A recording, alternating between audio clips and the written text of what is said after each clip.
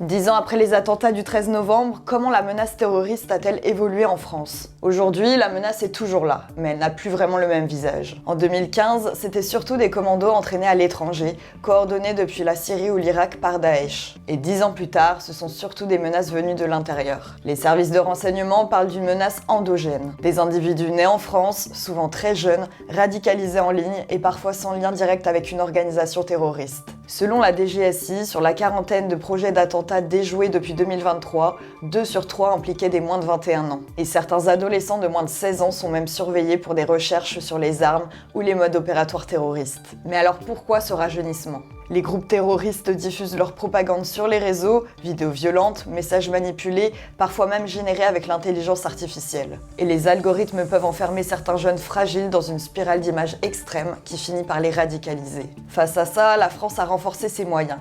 Plus de surveillance en ligne, plus de coopération européenne et des lois antiterroristes élargies. Les autres formes de terrorisme existent toujours, mais elles sont moins fréquentes. Les grandes organisations terroristes ont perdu une partie de leur puissance et de leurs moyens pour agir en Europe, et les services de renseignement ont arrêté des terroristes, démantelé des groupes organisés et renforcé la sécurité dans les lieux publics et les grands événements.